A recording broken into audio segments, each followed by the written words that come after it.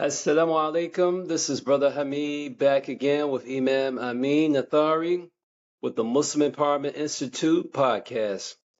Assalamu alaikum, Sheikh. Wa alaikum salam, Habibi. How you doing, man? Alhamdulillah. What's the word for today? Hey, well, first and foremost, man, congratulations on an outstanding program over the weekend. I was able to see the Oh, yeah. video, and that was a tremendous program, man. There's so much information. I only saw the half-hour video, so I could imagine what I missed not being there in real time, you know? Oh, yeah. Yeah.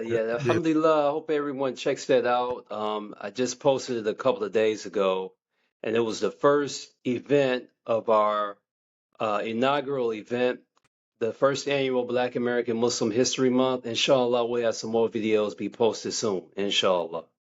Inshallah, I Yes, guess sir. this is the year, I guess, for inaugural events, because our event is also the inaugural Icon Your Community Bazaar. And Right. ICON is the acronym for the organization Islamic Collective of Newark. So we're going to take an Alhamdulillah. interesting approach to community development here in this city, and we'll see how it goes over. You know, it's actually a continuation of the vision that I had over 30 years ago when I started the work, but it kind of got derailed into religiosity, as we, if that's such a word, and Yeah. dogma. For now, I think that maybe people will see the need for community development in a different light. Allah knows best. We'll talk more about that in another episode. Inshallah. Ta'ala. But yes, sir. Mm. So this evening, we're going to talk about Islamophobia. We got a couple of events that have occurred recently. First thing, we're going to talk about Nancy Mace, who I believe she's like a congressperson or a senator in Yeah. South Carolina, if I'm not mistaken. And Oh, she said some terrible comments about Muslims and some false statements saying that America is a Christian country and talked about this Sharia law. So we're not going to even play what she said. You can look it up on your own. We don't want to even call any attention to exactly. her, Exactly. to this shaitana. Hmm. So inshallah, Sheikh, you heard what she said. What you think about I this?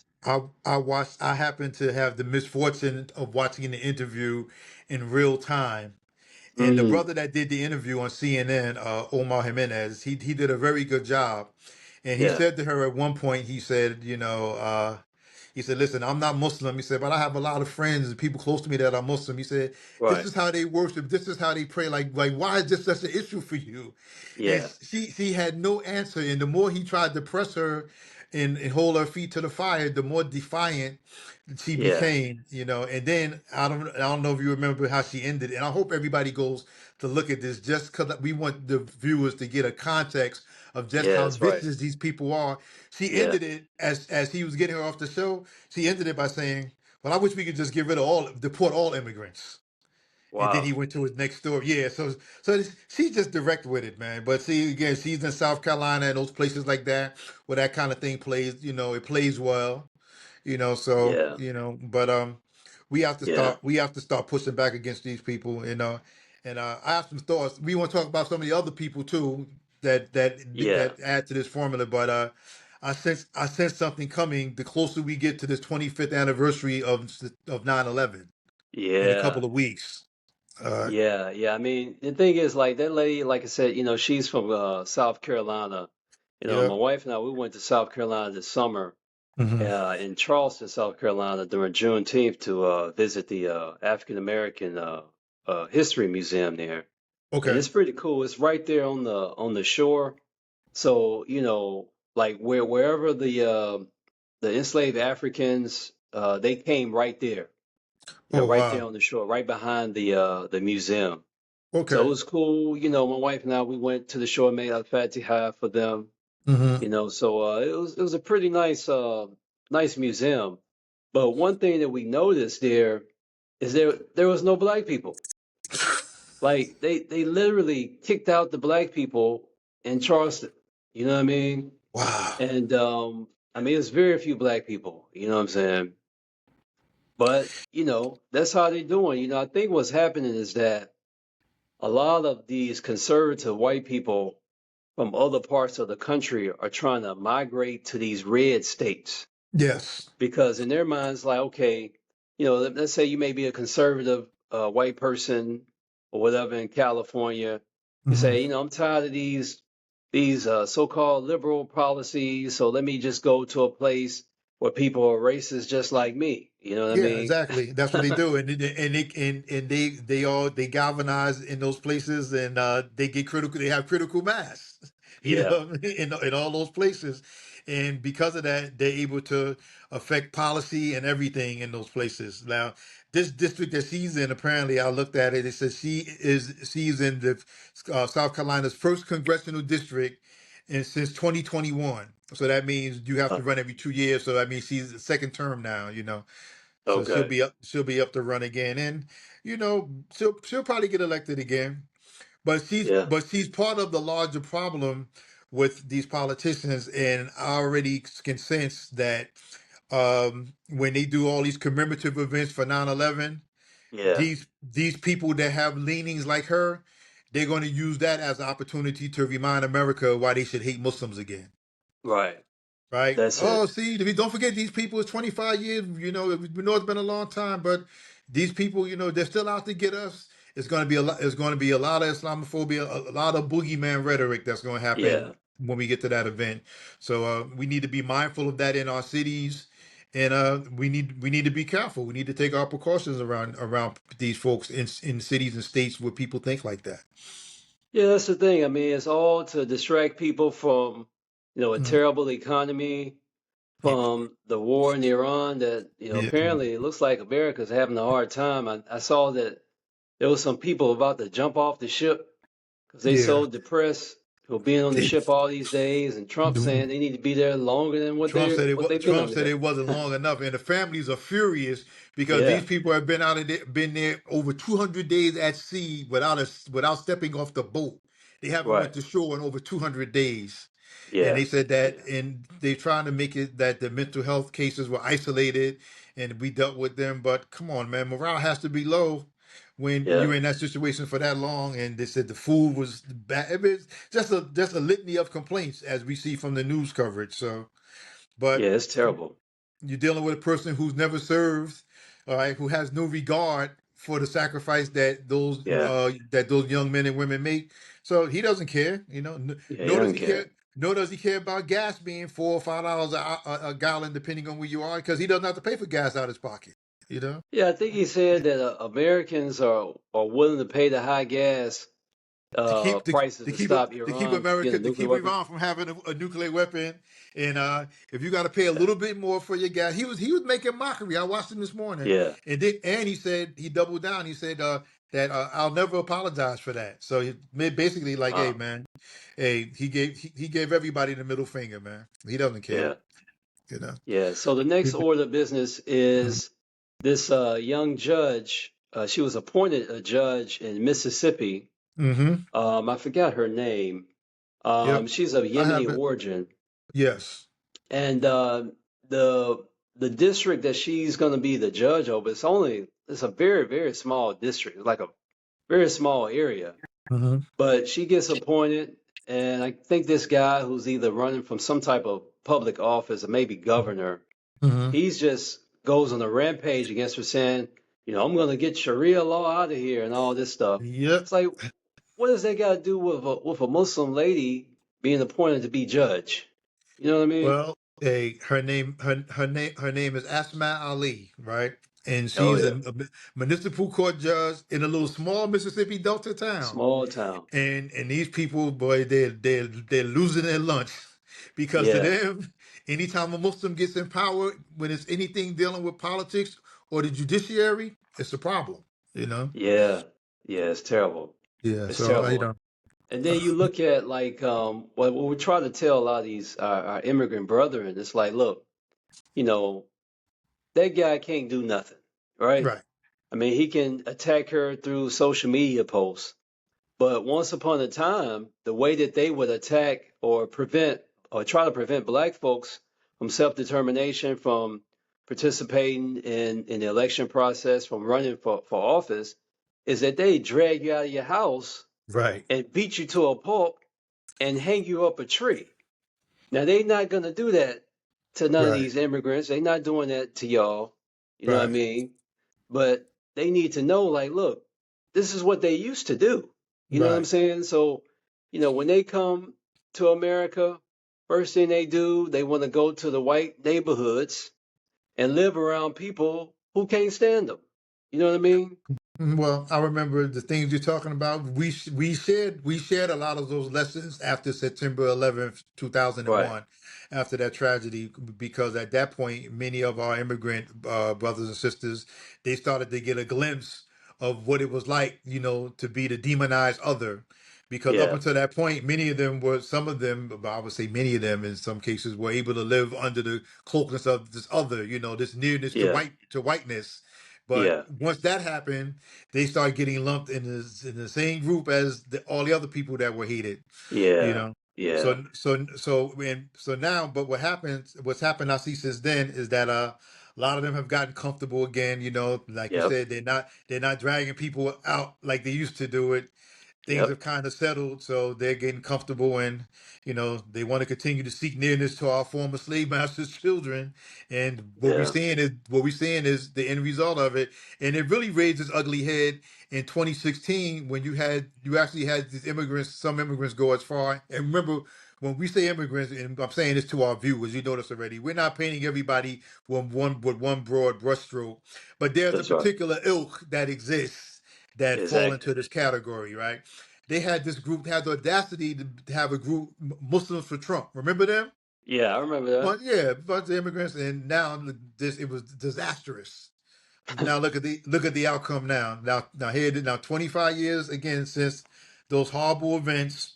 We're Yeah. right back to the drawing board in terms of trying to protect our rights, to worship and express our worship and our faith freely, and it's a mess. So I just pray that we continue again, take our precautions and be safe in these cities, particularly like where the sister is in Mississippi and in Yeah. South Yeah. Carolina with Nancy Mason. I mean, those people, they're emboldened. Like, so Yeah. anything can happen, and we know nothing Yeah. happens except by the permission of Allah. But we can't be Right. as naive to think that we're insulated from these type of potential attacks and threats.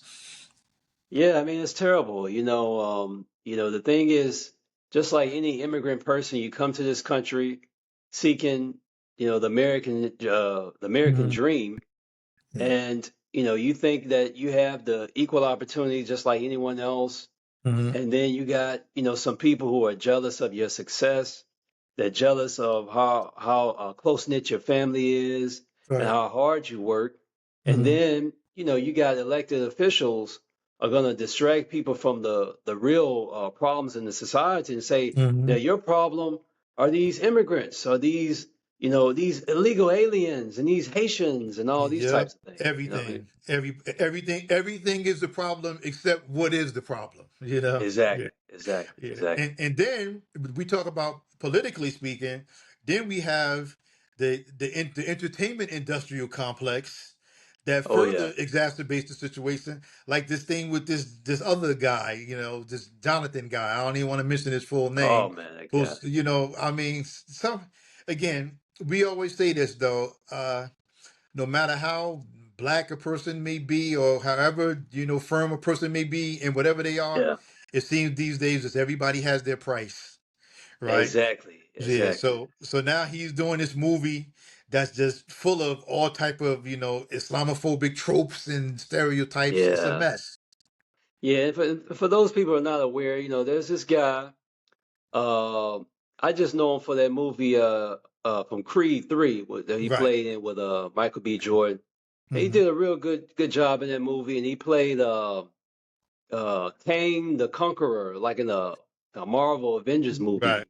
Yeah. And of course the story is that his white girlfriend that he had was, I think, she chased him down the street, and Yeah. he was running away from her, and Yeah.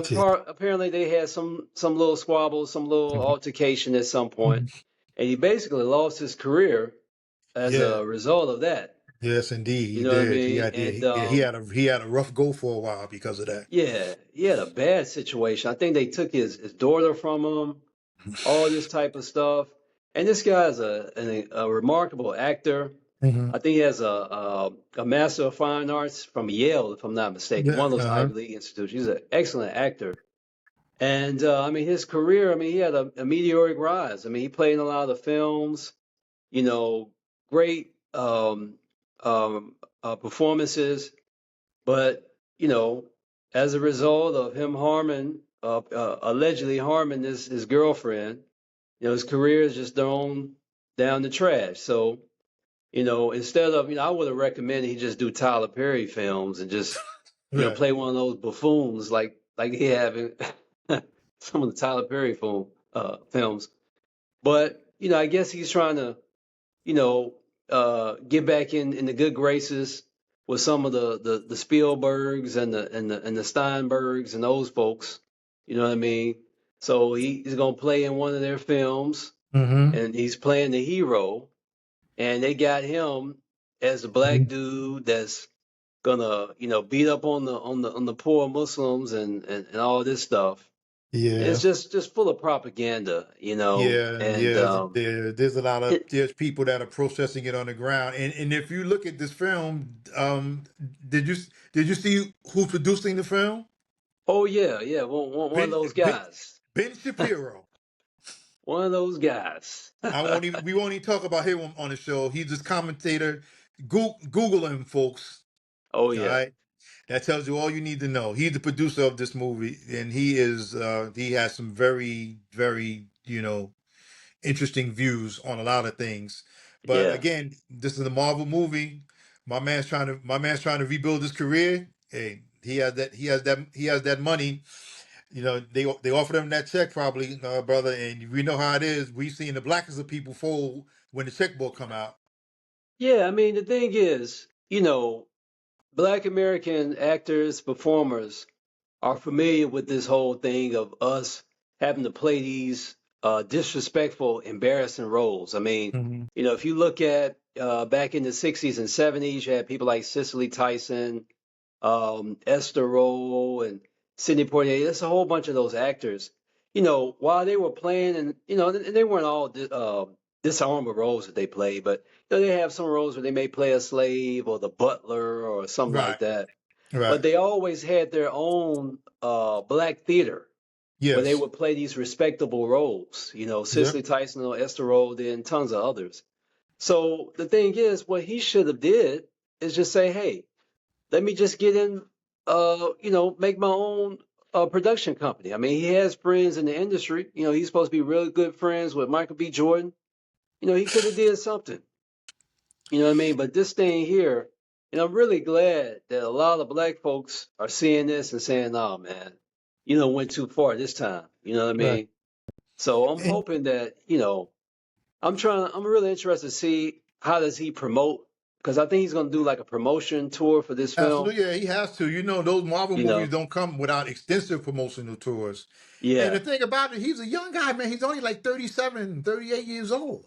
Yeah, yeah, he's a young guy. So yeah, so you would think that he wouldn't let himself get caught up, but again, like I said, just I have to just attribute it to money. That at this Yeah, point he sees this as being a way for him to recoup what he lost when he was dealing in that situation where he got caged up with Becky. So now, yeah, you know he's with the black woman again. He's trying to redeem his image, and hey, he's going for the money, man. yeah. Yeah. You know, I think, you know, he don't want to just be there with I think he's married to Megan Good, Megan and Good, it's yeah. this, you know, situation where it's like, I don't want to be a black man not working. You know what I Right. mean? So, you know, Hmm. there's probably a lot of pressure on him in that regard because she's getting some roles. She's really just kind of like a C-level actress herself. You know what I mean? Oh, She you hadn't know really you're gonna played do. like, I hope none of her fans are watching.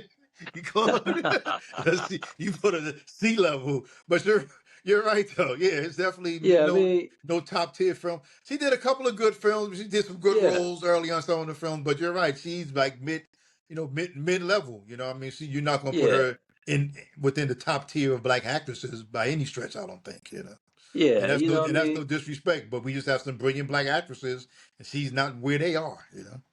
Yeah, I mean, really, you know, I know people, you know. think Tubi is kind of a low budget thing. It really is Mhm. like a low Yeah. budget thing.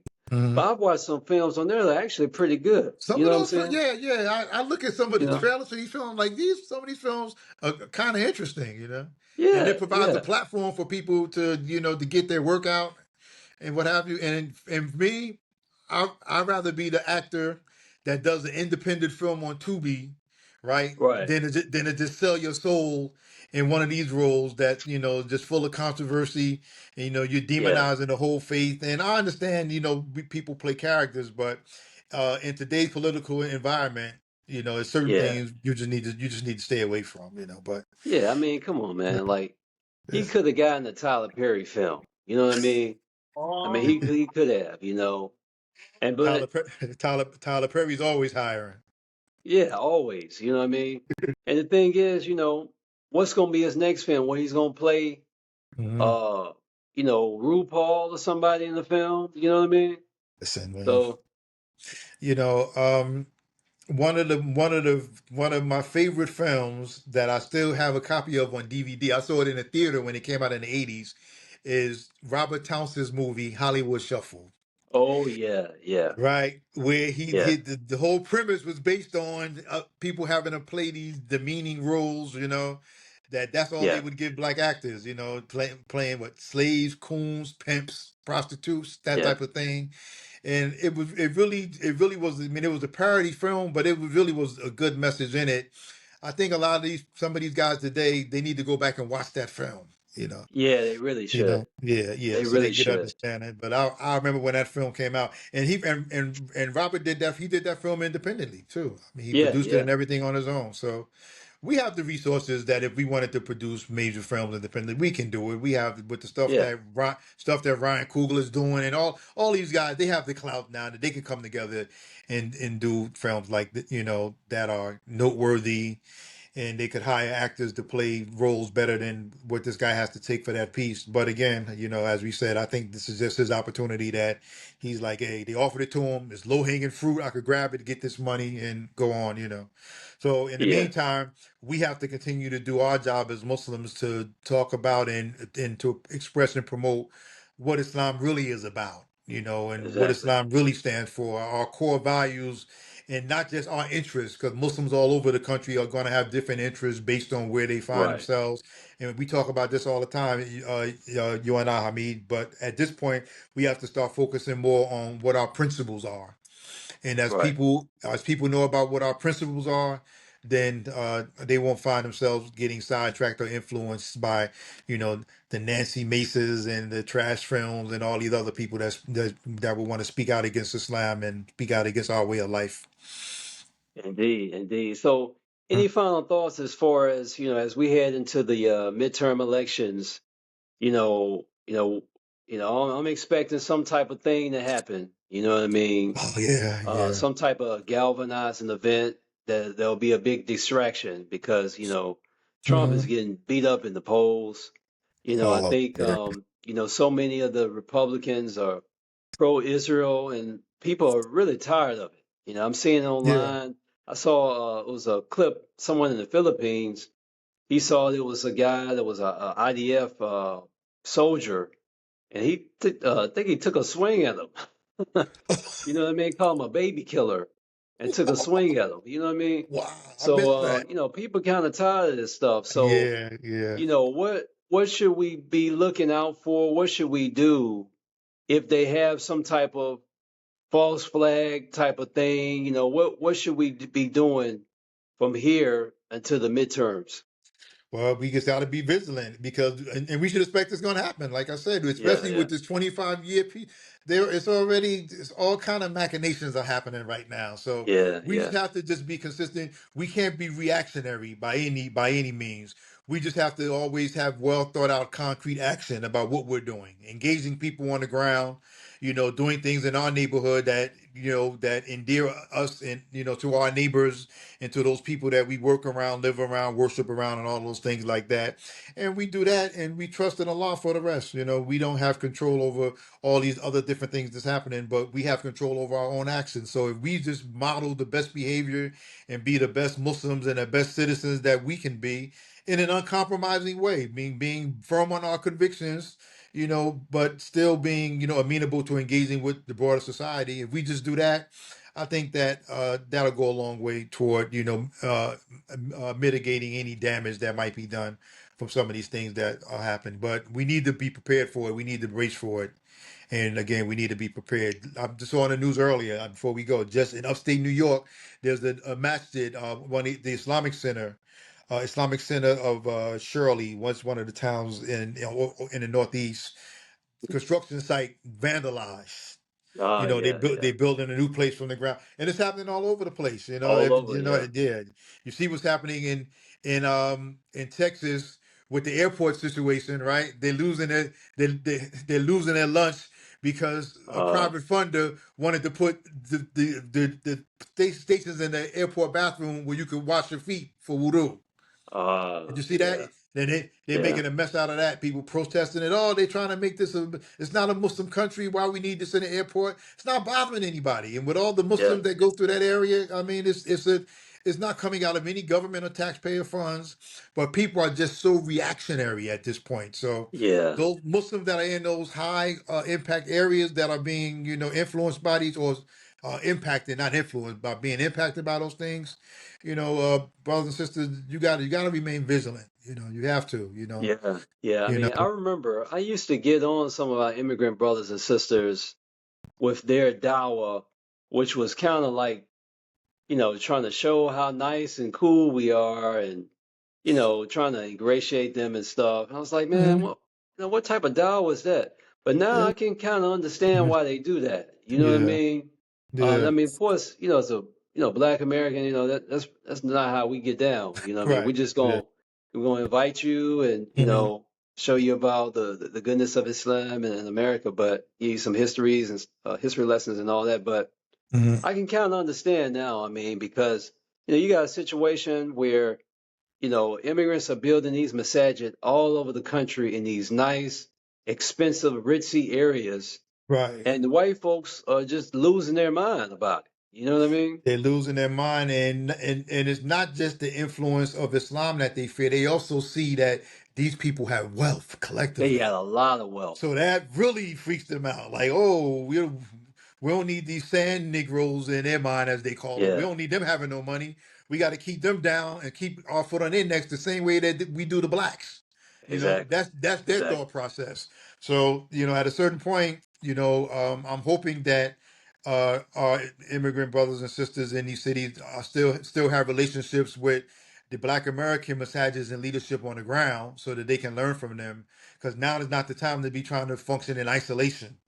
Right. That's So right. you need allies that understand, the history from the civil rights era and all these other things that we've been through that have kind of preconditioned us, to be able to deal with these things that we're seeing now. And certainly, after 9/11, again, we took the lead in kind of modeling the way in terms of what the response needed to be in Right. America, when all the Islamophobia really started rearing its head.